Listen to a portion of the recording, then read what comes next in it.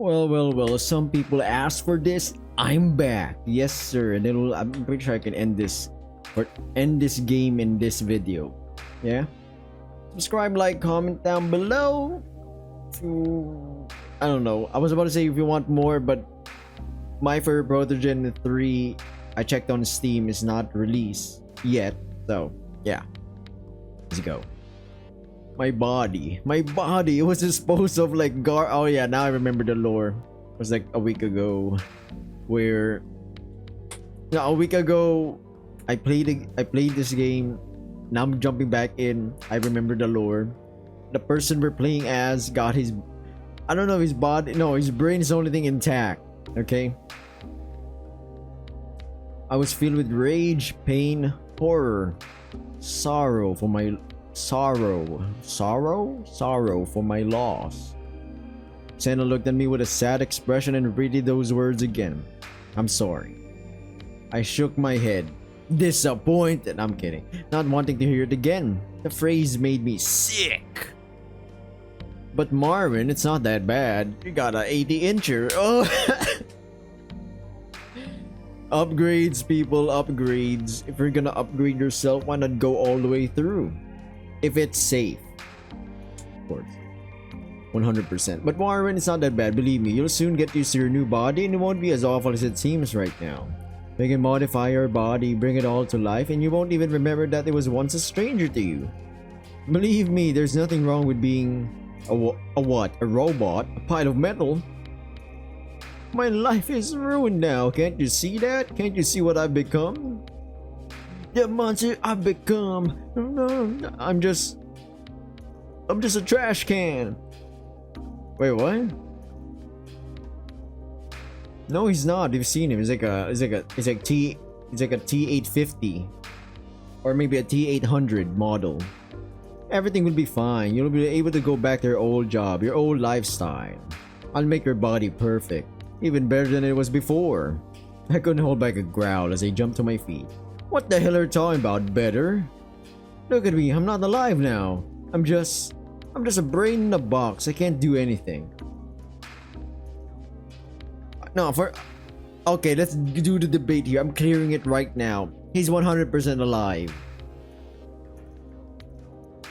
It's not like Isaac from No More Future, the visual novel, where the man's soul or consciousness, his mind was put into a synthetic body, as opposed to this guy with an entire brain and everything. Yeah, he's still him, just with no appendages. Well, it does have appendages now, you know. Everything that gave me any joy in life has been taken away from me. I didn't take away from you, so don't yell at me. That's true. I was like, she didn't really remove your legs or anything, since pretty much there weren't none. You were about to be dead. I wanted to say that, actually, that she was the one who had taken it from me. I wanted to say something nasty so she would kick me out of her place, but I didn't. I just sat back in my chair and stared in despair at a star rising from the horizon. We only wanted to save you, no matter what the cost. We just wanted to help. What about Vardy? Is he okay? Oh, after what happened, Kogor Station shut down. The Intergalactic Council punished your Merc group heavily. They failed to properly identify and destroy the threat, which caused them to lose people in the fuel extraction station. Vardy flew somewhere as soon as he got you here. The council looked for any survivors as soon as this incident got public. I don't know what happened. I don't know what happened in the end. Maybe he hid somewhere to escape punishment. Because the council were looking for survivors to pin all the blame on. Exactly.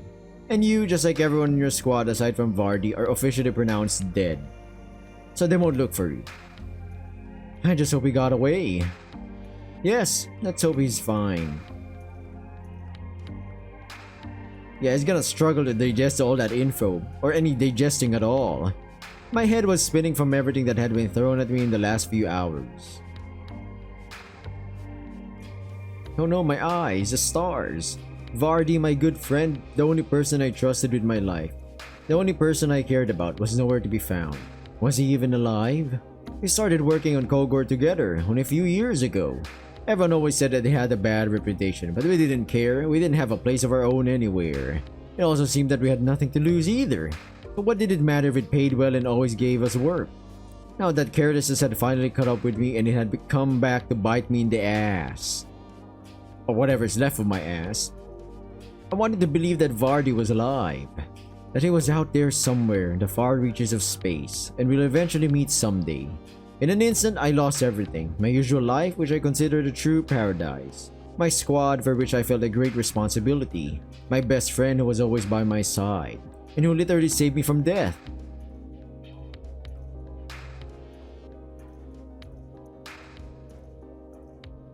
Do you want me to leave or should I stay? I didn't answer anything. A few minutes later, breaking the oppressive silence, I asked in a low voice. Will you suppress my emotions ever again? Senna sighed and shook her head. No, and I'm sorry I did that in the first place. I won't do it again unless you ask me to. Without saying anything, I nodded. What I really wished though was that she would turn it all off. That Senna would just push a button and I would be free of this heavy feeling. Stay with me, don't leave yet. Alright. Bow, chicka, bow, bow. Senna nodded, we both looked ahead of the sunset. Ew, I'm kidding. The impurities of various metals and gases in the atmosphere also colored the sky green and yellow in some places, making the picture beautiful in its own way, in spite of the piles of debris. This place was frozen, dead piece of rock, floating somewhere in space. Only now I was floating with it. With it. Nothing seemed to matter anymore. But Zena's presence was helping. Even though I felt worse than ever, she helped me stay relatively normal. After all those stupid thoughts went away, I felt really grateful to her. Yet at the same time, I felt bad for getting this kind of treatment, despite what a jerk I was and how much trouble I caused her. Still, I didn't express these thoughts and just continued to watch the sunset with her. Okay. I spent the next few days in my assigned room doing mostly nothing. Jesus, this is his room? A bit too metallic for my taste. Senna tried to get me out of bed the first day, but I just refused, which made me feel like a scumbag. And after trying a couple more times, she eventually gave up. I could sleep, thanks to Senna giving me that function. I could fall asleep anytime I wanted, so when my thoughts got too depressed, I just turned my mind off for a couple. Oh my god, that's amazing.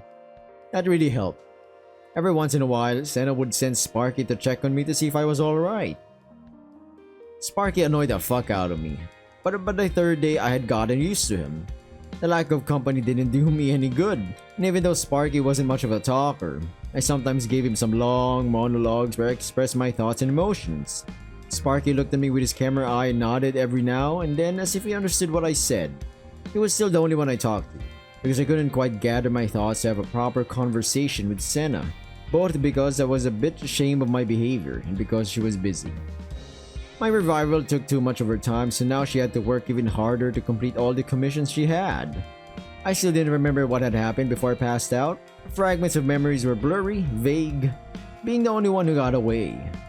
Yeah, that was true. The sole survivor. It was like I was taking someone else's place. After all, the guys in my squad, my subordinates, they all had the right to live just as much. Oh no, survivor's guilt. Ash had a family, for example. He was from a planet called, yeah, that's a long ass name. A charming place full of life, with his been his 3 suns in the sky. I'd been to visit him several times. I'd met his wife, his children. 28, oh Jesus! 28? Ash's species was very prolific and active with breeding. We used to joke about a lot in the squad. What would happen to his family now? All 28 of his kids. After all, Ash was the only earner in his family. I wonder what they'll do now that he's gone. And Irma? She was ambitious. She had so many plans for the future, I treated her like a little sister. She was one of the few girls I'd never slept with, though I'd had more than enough opportunities.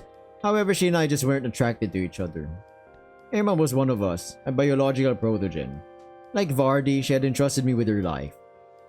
She was cheerful, positive, in many ways and the opposite of myself.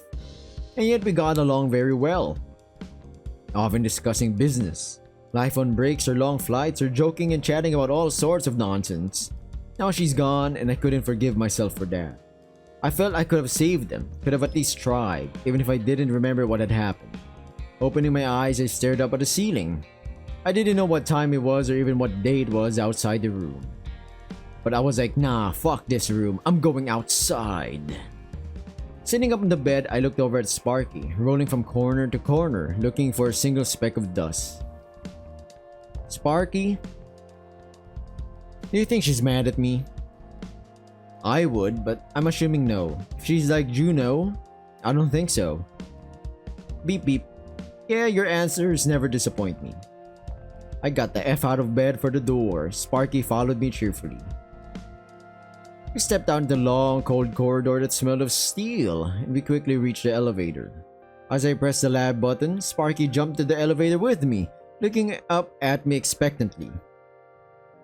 What? Don't look at me like that. He squeaked something, again. Did Senna put you up to following me? I'm not your daddy, stop doing this. Sparky squeaked in response and I rolled my eyes. Yeah, maybe I've already gone crazy, talking to a piece of iron. The elevator doors opened and I stepped into the lab. Just like last time, just like always, I guess it was bustling with activity.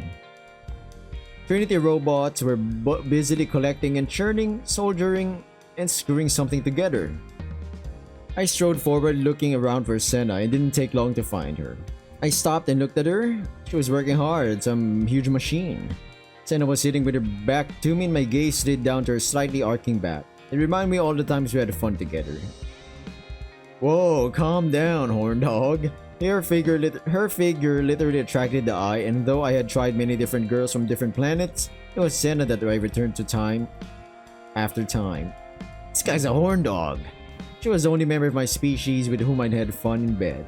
Of course, Senna and I were never in a relationship. Neither of us needed it, we were too different to get along. I couldn't keep still at all. Senna on the other hand didn't like to leave this place which had become her home. Why would a mercenary need a relationship anyway? I'd been traveling the universe for years, always on the move and hardly ever staying in one place for long.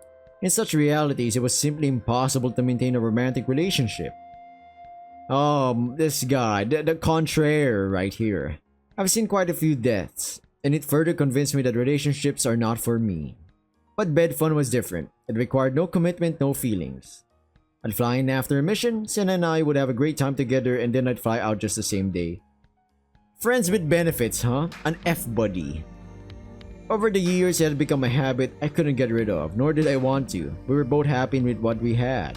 And now I don't know what would happen next. I can't enjoy my Come on, brother, get the fuck out of here. She'd upgrade you like there's no tomorrow. You'd be able to drink and do whatever. After everything that had happened, I was facing the same fate as all those little annoying robots. The only difference was I didn't have any goals or purpose in life anymore. Oh, Marvin, have you finally decided to come out of your cave? Senna finally noticed me and turned around, smiling broadly at me. I hummed, shrugging my shoulders. Sort of. I think my limbs are all rusty. Really? Senna jumped up from her seat and was immediately at my side, looking closely at all the joints on my shoulders, elbows, and neck. Finally, she came to her senses and pulled away, narrowing her eyes. You're lying to me, aren't you? You can't have any rust. It's high-grade steel. Yeah, and I feel like a rusty piece of iron. Rolling her eyes, Senna went back to her business. I never thought you could be so dramatic. You'd better help me instead of talking nonsense. Help? I'm worse than any of your robots. I don't know a damn thing about engineering. Ask them instead. Stop slacking off. You've been in bed for 3 days. Time to do something. I mean, we could still handle stuff like a son and father relationship where... Bring me that wrench. The angle wrench. What's that? Where the hell is it? Also, better not fidgeting with that flashlight. I can't see a damn thing in here. Ah, good old days. I listened to her for some time, then took the instrument and said, let me try it then. Sure, go ahead. I tried to touch the nut and I busted. Immediately felt something unexpected. Physical pain. Damn it, what the hell was that? Senna arched an eyebrow. This thing. She's like, what? Oh, so you're feeling the temperature fluctuations already? That's just great. That means everything is working properly and your brain is slowly getting used to your new body. Is it that hot? How do you even hold it? No, it's just warm. I don't think your brain is quite used to the new sensors yet. They work like nerve endings. That's insane bioengineering. What the fuck? This is some Rick and Morty shit, man. Triggering the part of your brain that responds to the feeling of temperature. It just takes a while for them to adjust and work properly. How long would it take to adjust? I don't know. I've never done an experiment like this before, so I hope it doesn't take too long. Here, take this. A glove. Alright. The wrench wouldn't budge. Well, growling with indignation, I tossed the instrument aside. It's this tin can. This thing doesn't even match my body's physical strength. What the hell? That body's very strong too. You're just not used to it. The limitations will gradually fade as you get more used to this body. You don't have to lose your temper right away. I rolled my eyes and sat back in my chair, annoyed. It pisses me off that I can't do anything now. You can do anything, just give yourself time. It's impossible to be able to do everything right away.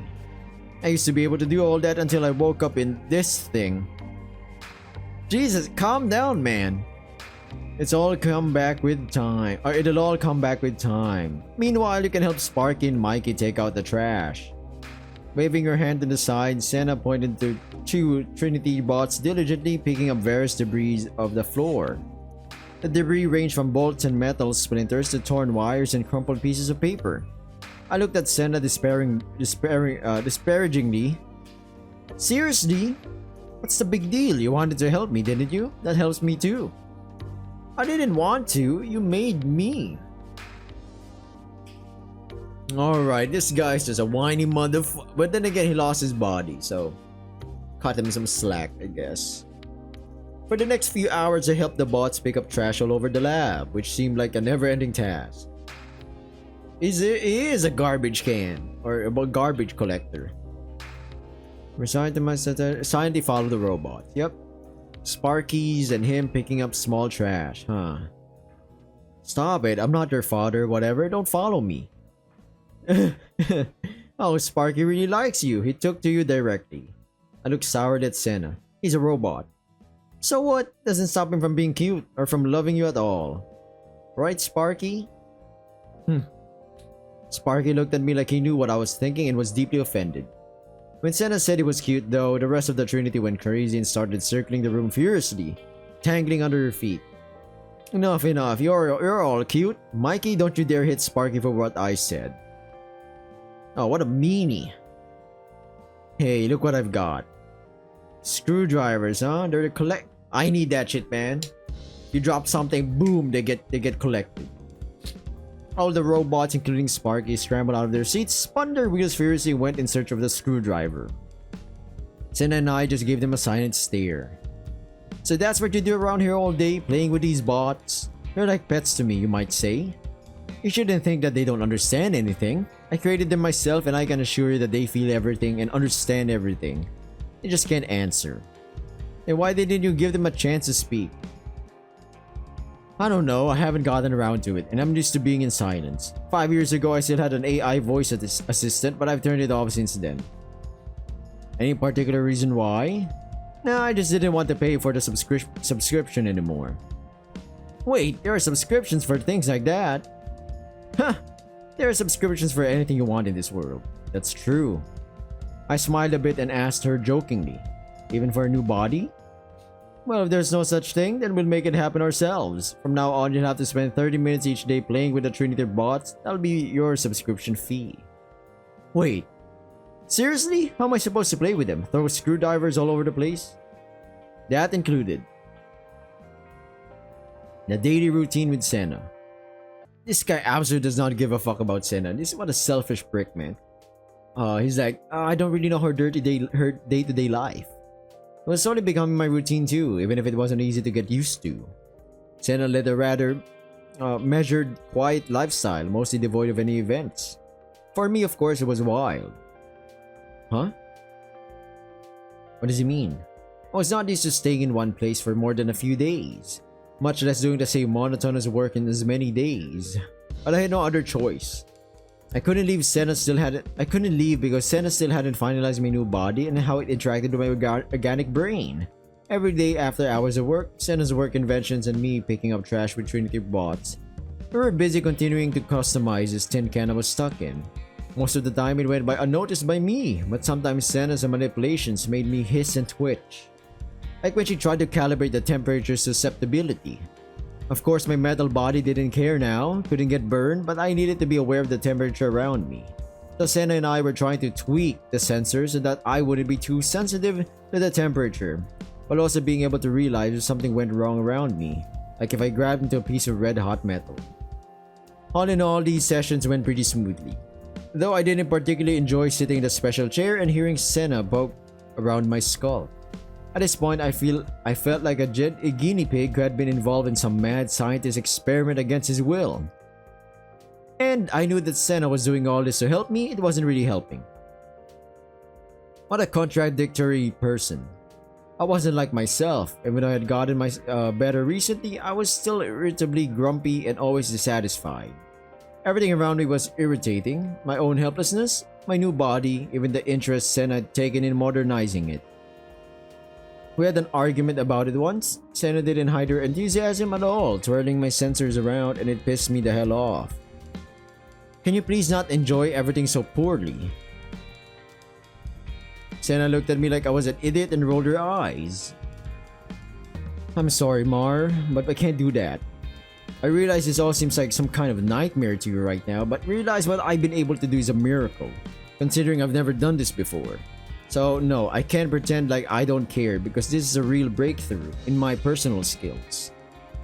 And why don't I think it as you say? My voice was annoyed and full of sarcasm, but Senna didn't take offense and just smiled. Because you're a real pain in the ass is always complaining about something. That's true. For the past 60 minutes of playing this game, or going through the visual novel to be exact, it's been a real pain in the ass, Mr. Complainer over here. Did the idiotic, monotonous job of scavenging with the Trinity bots, because I didn't know anything else yet and this was the only thing I was qualified to do. I was a merc. I was a soldier whose life was full of traveling, battles, adventures. I could party in different planets, get drunk and have fun with the local ladies. I could shoot and kill monsters. I could live in constant flight through the vastness of space. I just couldn't stay in one place. And I couldn't be useful enough for Senna in her work. I don't really have much of a choice though. Even if I could leave, where would I go? Kogor, the organization I'd worked for decades, no longer existed. I was considered killed in action. Perhaps the only good thing is now I can spend time or being around with Senna. Or rather, we didn't spend it just chatting or coexisting around each other. Usually all she and I did was spend time in bed, but now, in a way, I was getting to know Senna all over again. That was the only positive thing about my current life on this garbage planet. I slowly tried to get used to what my life had become, what I had become, sorry. Senna was trying to help me. I was grateful for that, even if I never said it out loud. Okay, meeting her in the morning. She is excited about something. It was all over her face. I could see it. Look at that fucking grin. One of her hands was hidden behind her back. Doesn't really show in the paper model or the cutout, but yeah. I sighed. I didn't like surprises in my current situation and crossed my arms over my chest and asked bluntly, "What happened this time?" Senna smiled broadly. "You won't believe what I've come up with." "What, give me horns?" "Huh, what? No, something better." "But I might think about the horns if you keep behaving like an ass. They'll look good on you." I rolled my eyes and a sly grin appeared on Senna's helmet. "I'm all ears then." Senna chuckled. "You know, I've been thinking. Remember when you said you can't eat, drink, or have fun in bed now?" "I remember. Those were the only good things I had in my life. Anyway, I've been doing some thinking. Of course, I can give you your body back, and you won't be able to eat, drink again, but about that last point." Alright guys, welcome back. They got the dodo. Yeah. You're about to find out. For the past few days, I've been working on getting your sensitivity back. At least as close to real sensitivity as possible. And I've come up with this. This is a detachable sensor that will work as a conductor. It's equipped with sensors that will connect with your brain nerves so you can do it. Yeah. My face got a 2D fucking green, man. What? Well, it's going to be a little different than with a flesh body, but if we do it right... Oh my god, censor those words. I've worked out every detail to the minute thing possible, you know. This thing itself will... Oh, damn. Whoa, censor had a whole phrase of that. I ain't reading that. So it's the same as with an organic body, only with a flesh body you have stimulated nerve endings, and here you'll have artificial sensors. Look at his horn dogs, man. Sounds like some magic bullshit. Huh. Oh, everything looks like magic if you don't know enough about it. Let's try to attach it first, then you can draw conclusions. You really want to modify me with this thing? Let's at least try it. If you don't like it, then fine. So be it. I'll think of something else. What a whiner. He's bitching about this. Man is getting upgrades. What the... What? Okay, but only because I've been really bored recently and this might be funny. Green again. I'm sure you'll love it. Special chair, poking around my skull, adjusting the connections. I sat down and Senna came over to me and stood between my legs. It attaches very easily, you don't have to screw it on or anything. I modded it so that it literally grows on you. Just press on this area, attach the base to your groin, and bada! Bada bing, bada boom. I need to censor again the phrase right there. I felt somewhere deep in my brain as if the gears were clicking, you know, they're working, they're turning, they're spinning around to place. Censor it as well. I'm just paraphrasing it. The man has a cock-a-doo-doo, a cockacoo, a cuckoo's nest, you know? Yeah. It was like my brain was covered in goosebumps. It's kind of weird, but I wouldn't say it's bad. My voice became a little heavy. Senna grinned. We can try it right now if you want. This guy just wanted to... He didn't give a shit about eating, he just wanted to do it. Seriously? I don't mind. Then, okay, yeah. Why don't you command your bots to leave then, so that's just the two of us? Oh, okay, and who was the one who said they were just insensitive metal cans? She smiled, she stepped back to escort all the Trinity bots out of the lab. They weren't happy about that, especially Sparky. Okay, do we need to get the fuck out of the room so we can start the action? I still do, I just don't want anyone staring at us, even if they're not alive. Ahem, so what's needed? Censor the music. I'm removing the music. It's a bit... Senna reached out and took my new... Oh, okay. Oh, whoa. What's up with that guy? I can't do that. Welcome back, everyone. They done the deed. I'm not elaborating it. You've seen the thumbnail. You clicked on it. I know what kind of man you are. Rise and shine, Marby. It's almost 6 o'clock in the morning. You're still asleep. Oh my god, it's me. I reluctantly crawled under the blanket, which I didn't need anymore, but still did out of habit, and hid my face in the pillow. Come on, Senna, do you even sleep? Even I, a brain in a giant metal cage, sleep at night. Interesting. I've never slept longer than 6 hours. Get up, we've got so much to do. It's 5 in the morning. I got a lot to do, my man. I'm out of supplies for my project, and I need to buy some battery packs. Interesting, very optimistic. What's all this got to do with me? You need to go. You need to go. You go. Even though I couldn't see her since I was still hiding my face in the pillow, I could literally feel Senna roll her eyes. Stop laying in bed doing nothing. A little walk will do you good. And you always liked adventures. New places. Come on, you love it on Uldor. It's a wonderful trading planet. Alright, we're going to a different planet. Let's go. You got 5 minutes, Mari. Prepare for an awesome adventure. Welcome back, everyone. So, I just did a quick cut. It was just them going back and forth discussing. We're heading to Uldor, a market planet where you can find everything in the galaxy there. Supposedly. You could travel a little too, and they're talking right now. Marvin's talking to Sen. You could travel a little too. She's like, suggesting, not to the neighboring planets, but somewhere far away. Have you thought about it? She sighed. We've discussed this before, Marvin. Let's not revisit that conversation. Yikes. He fucked up.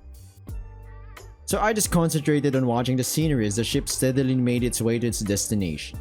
An hour later, we approached the planet, which was surrounded by a multitude of refueling and parking ships, almost like a beehive. Ships from all corners of the galaxy crowded the orbit, and jets streamed down to the planet in an endless waterfall. We managed to find a parking space at one of the stations, then move into the jet to descend to the planet. Not easy. There was a robot regulator on duty on the descent controlling the traffic jam of jets. Damn, everybody wants to go here, huh? I hate that seasonal fair. We won't get to the planet till noon if it goes like this. Damn. You'll love it on Uldor. It's a wonderful planet. Oh, shut up or I'll turn off your body's communication system. Oh, then you'll just have a bigger version of a Trinity bot who can't do anything besides having fun with you in bed. Or you're going to turn off that system as well. If you don't shut up, I'll make it extremely sensitive and turn off your ability to end it. Whoa, didn't expect you to be such a sadist. Then before she'd really turn off my ability to speak, I actually shut up, casting glances at a pissed off Senna with a chuckle every now and then. Uldor! After another hour, we finally reached the planet itself, landing in a huge parking lot for the jets. A small walk later, we finally found ourselves in one of the segments of a huge market. Oh, jelly-like creatures, cyborgs, different creatures of all, or different people of all kinds of walks and talks. But I was used to it. After all, I'd been to many galaxies and saw a huge amount of strange species. There were neon signs flashing everywhere, and peddlers were shouting in all sorts of languages, trying to attract more customers. Do we have a specific shop list in mind, or are we just going to hang around? Yes, we actually have one. Here, take a look. Okay. Let's get this over with and get the hell out of here. I don't like this place already. Alright, just stay close to me and don't go anywhere. I'll never find you in this place. And don't buy the dust they offer you, unless you want to get us in trouble. Alright, I won't. Then lead the way. I obediently followed Senna, keeping as close to her as possible as she walked with a confident gait, leading with a hologram of the market map. By the way, what did you mean by dust? Oh, it's a local inhalation powder made from uriri berry, a local natural drug. They offer it to everyone, and even if you are a robot and your body can't make any use of it. I didn't think drugs were allowed to be sold in such giant markets. They're not allowed, yeah. But it's more, yeah, have small conveniences ever stop anyone? Inconveniences. I grinned and nodded, as I know better than anyone that laws like that were never a problem. So the guards are on the lookout to make sure that no one takes such goods out of here? Yes, they have a special device that can detect it. They check everyone coming and going, but during the seasonal fair, there are so many visitors that it's impossible to keep track of everyone. So everyone is selling it freely on occasions like this. Alright, I can't use it anyway, so I won't buy it. Uldor has no government of its own, as it never had any intelligent species before being colonized. It's controlled by the local branch of the Galactic Council. But because it's just a small market planet, in a small galaxy on the outskirts of the universe, they don't have big budgets, so security was always lacking here. That is why there are fugitive criminals and space pirates living in some of the areas of this planet. It's better not to go to some places if you don't know them well enough, or you'll quickly find yourself in one of the slave markets. Oh wow, this place is really wonderful. Now I get it. You've visited planets even worse than this one, so don't act like this is something special for you. Well, I used to have some weapons and physical strength. Now I am just a walking hunk of metal that cannot do much. Like I said, once we finish adjusting all the systems in your body, I'll help you with the combat upgrades. Besides, I'm here with you, so no one's going to hurt you. Yeah, she's skilled with weapons, clearly. Yeah, of course. It's just that I like having a weapon myself and not being protected by someone else. Senna was right, the trip had clearly done me good. It helped me relax a bit and allowed me to get used to my new body. We walked a lot, visited many small shops, and bought many things, both useful and useless. We bought some cute plushies, candles, pink sets of instruments, and a hell of a lot of sweet food. Even for protogens like us who had enhanced digestive systems, it was too much sugar. But Senna didn't care and brought every sweet that caught her eye. Besides that, Senna had bought almost everything on her list, and we were left with one last destination. As I looked around, I wish I could taste and feel everything right now. There were so many different kinds of food here that I would have drooled if I had a mouth to feed. Seeing my envious glance in the direction of a delicatessen... Wait, what? A delicatessen with some unknown type of meaty street food, Senna grinned. Don't look too closely, even regeneration won't help you after eating that. Even your new body can't handle it. Wait, can I even eat food? Did you forget to tell me about that? No, but this food is toxic enough to destroy metal, so don't even touch it. But you bought a lot of food yourself, doesn't this logic apply to your treats as well? Huh. I visited this planet a hell lot of times and tried almost every food you can find here. My warning was based on my personal experience, I've tried it myself. Then why are you still alive after eating toxic food? Well, I exaggerated a bit, but there were some cases where they found acid in these street foods. Yeah, I don't regret not having a digestive system that much now. See, I told you this trip would be good for you. Finally, we were at our final destination. We entered the shop and the salesman mumbled something in a language I have no clue of. My new helmet didn't have a language switching function yet, so I didn't understand anything. Senna, however, understood everything perfectly. What? You're kidding me? They're worth $100? Damn. It's a lot of money. Oh, you're going to bargain with me. Alright. 120. Ooh. Haggling price. Yes, sir. Finally, the salesman gave up and took the money. Senna, looking victorious, raked up the parts and put them in her backpack. What price did you get in the end? 102, but that's still too much. I usually get it for even lower prices. I didn't know you could haggle that well. When forced to travel here all the time, it's a skill you have to learn. It's usually much easier to haggle, especially out of season, when you know what you're buying. And at fairs like this, you can haggle for hours, but you won't get anywhere. Why? On the contrary, the fair... Exactly, too many visitors, and so there'll be someone who buys at triple the price. So why lose your product for a lower price? After a few hours of grueling wandering around the huge fairgrounds, we finally went to the parking lot with our jet. Then after paying for the parking lot usage, we loaded everything into the jet and headed for the ship. On the way, Senna had a few more arguments with the jet pilots flying ahead of us, but fortunately didn't come to a fight. Back on the ship, my man, and we're gonna be back in our planet. My brain... This is a weird thing for me. My brain, even though my new body couldn't get tired, my brain still felt exhausted. My man, the brain is usually the one that gets exhausted in the end. Damn, I'm not going to go to Uldor during the seasonal fair again. It's a living hell. I agree, but it was fun. Yeah, it would be perfect if we didn't have to sit in traffic for so long. I can't believe you can't remove traffic even in modern hyperspace times. Now I need some rest as soon as possible. Alright, the best way to relax and relieve stress is to have fun, as I've told you many times. Oh! You want to do it right here? We haven't even left orbit yet. Why not? We've never done it in a ship before.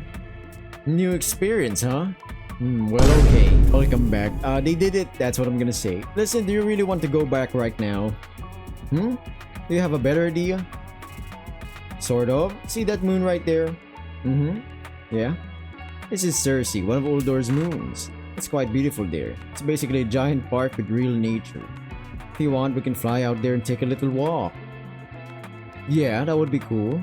We'd never gone out together. It was just something we hadn't needed to do before. But now I suddenly realized that despite my fatigue, I really wanted to go to Cersei and see real wildlife, not mountains of garbage or a crowded marketplace. Okay, sure, why not? Alright, let's fly, lover boy. I am curious, what about this planet, Flying, my mind was deep in thoughts. Okay, he's doing it again. I was thinking about Senna. Our whole relationship got a little weird after I came back to life. We had circled back to our usual bed routine, but at the same time didn't quite feel like before. Not that something changed about the process itself, but usually after we had our fun, I'd just fly away and come back once I had some time for more. Jeez, you just use her like that? My god. It felt strange. I couldn't describe this feeling, but it felt like something's changed. I felt that Senna's attitude towards me changed as well, even though it was hard to notice at first. But even so, no one had dared to start a conversation, and even though we both realized that we needed to have it. Or was this all just a side effect of my new body and this brain stimulation, and nothing had changed between us at all? I could not tell for sure. Oh, we're already at Cersei. Okay, the jet taking us down.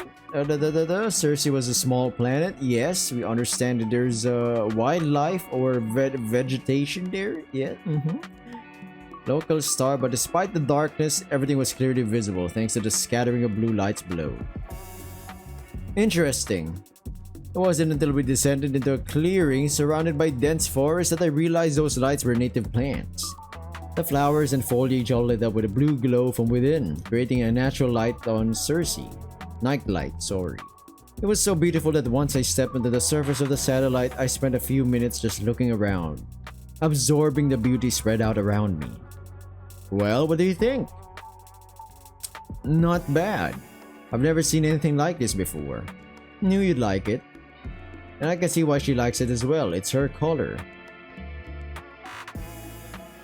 I quickly followed her example. It was just as beautiful up there as it was down below. The rich blue, almost black night sky was dotted with fireflies of stars. Why isn't anyone coming here now? It's a beautiful place. There are usually a lot of visitors here in the off-season. Off-season, huh? The Uldor Fair takes place twice a year and lasts for several months. During this time, everyone is mostly busy shopping and trading rather than strolling through the parks. In the off-season, however, there are fewer visitors and many people fly in just to take a break from shopping. Do you come here often? A few times a month when there are not many visitors. It's so beautiful here that I don't think I'll ever stop visiting this planet. Not that I don't like my planet, of course I do. But sometimes you want to spend some time away from the places that have become your routine. Yeah. Senna grunted upon hearing my answer. He must have seen a lot of things and places. I could only guess how beautiful they are. It wasn't really like that, huh? Well, most of the time, I just didn't have time to admire the beauty. Get the fuck out of here, man. Get the fuck out. Even though I was always traveling, I never paid attention to what was going on around me. We did our job and got on the ship and flew on. We stopped on planets for rest, went to bars and other places of entertainment, and there was no time to observe beautiful things, especially after a few bottles of Naro. Senna smiled. What's Naro? A drink very popular in the Commonwealth of Galaxies, YTO1 and YTTO2. It's nasty as hell, but after one bottle, you feel like you've grown wings. Just like any other strong alcohol, huh? You could say that, but that drink feels really special. Hell, I'd love to have a bottle of it right now. Maybe there's one on Uldor. He sighed heavily. Yeah, I'm sure there is. But what's the point of me having it now? It's not like I can drink. Oh my god, what a party pooper this guy is. Get him out of here, man. Get him out of here. Senna immediately fell silent.